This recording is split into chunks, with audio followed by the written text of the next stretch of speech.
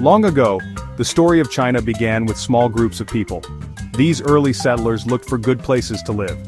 They found them in the fertile lands along great rivers. Two rivers were very important. The Yellow River, or Huanghe, flowed in the north.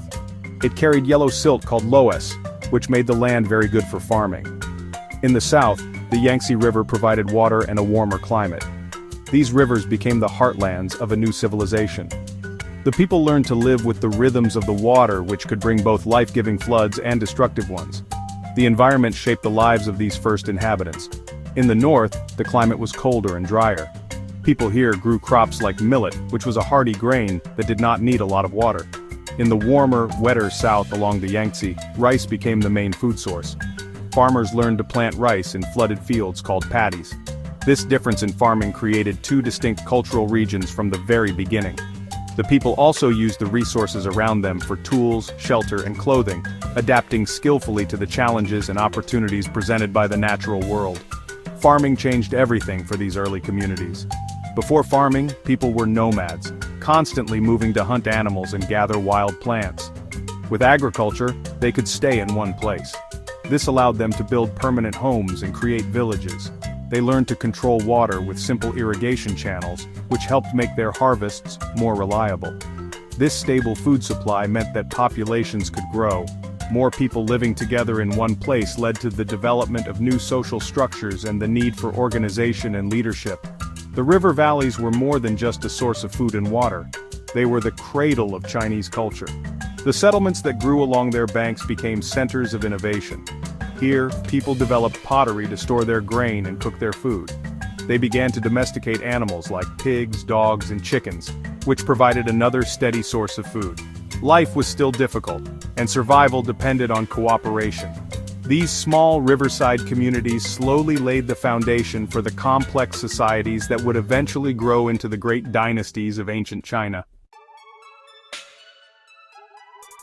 As villages grew larger and more successful, they started to look like small towns. The surplus of food from farming allowed some people to do other jobs besides planting crops.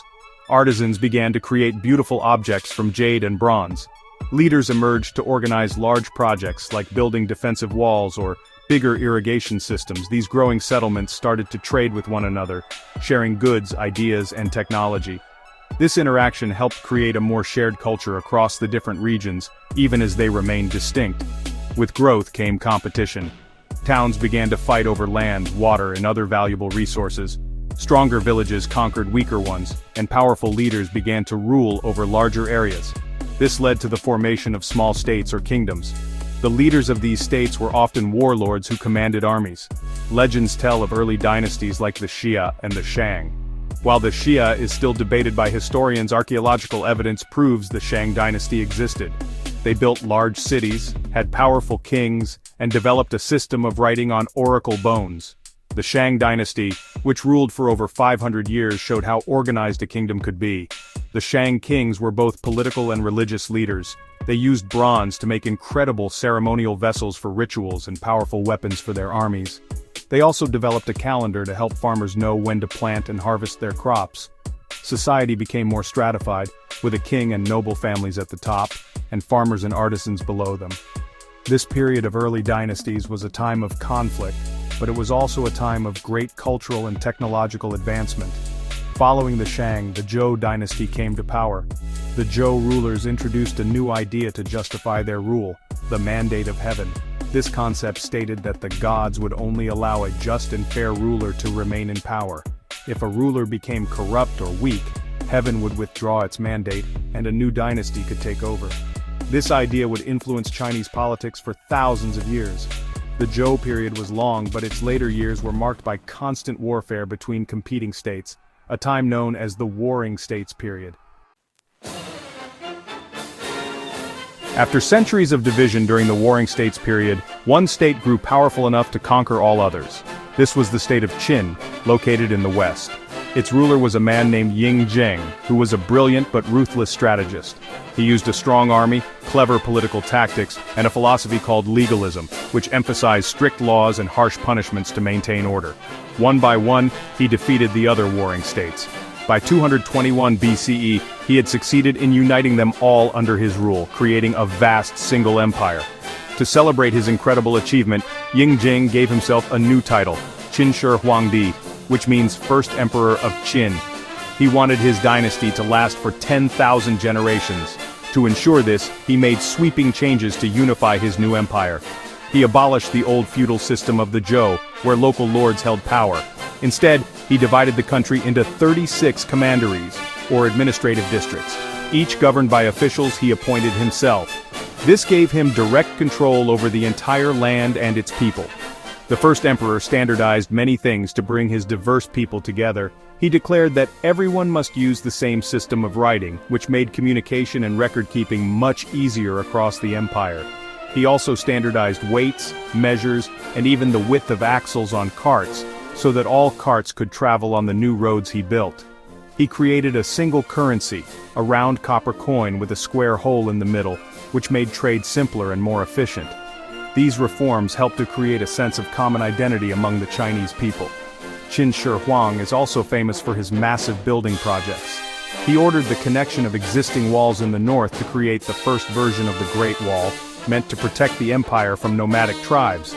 He also built a huge network of roads to connect the capital to the far corners of his realm. Perhaps his most famous project was his own tomb, a massive underground complex guarded by the incredible Terracotta Army, a life-sized army of clay soldiers and horses. Though his dynasty was short-lived, Qin Shi Huang's unification created the blueprint for imperial China that would last for over 2,000 years. The foundations laid by the Qin and later dynasties like the Han created a civilization of remarkable resilience and innovation. Ancient China was a hub of invention that changed the world. Chinese artisans learned how to make paper from mulberry bark, which provided a cheap and easy material for writing and record-keeping.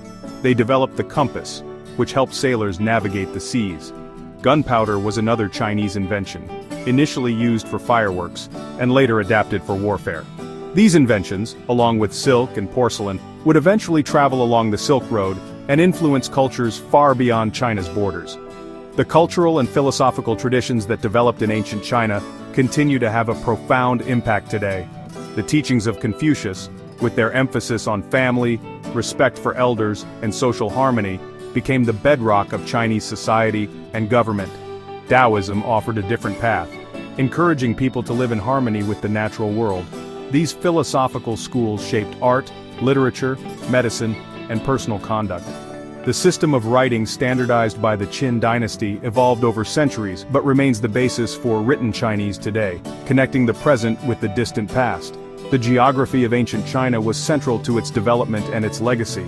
The great rivers provided the means for agriculture and transport, while the mountains and deserts that surrounded the Chinese heartland, like the Himalayas and the Gobi Desert, provided a degree of isolation. This isolation allowed China to develop a unique and continuous civilization, with relatively little interruption from the outside world for long periods. This geographical context helped foster a strong sense of a shared culture and a central identity, often referred to as the Middle Kingdom, the center of the civilized world. The story of ancient China's rise is not just a piece of history, it is a living legacy. The concept of a large, unified state governed by a central bureaucracy, established by the Qin, has shaped Chinese governance for millennia. The cultural achievements, philosophical ideas, and technological inventions from that time are still celebrated as a core part of China's national identity. Understanding how these early settlers, warring kingdoms, and powerful emperors built a lasting empire helps us understand the roots of modern China and its significant role in the world today.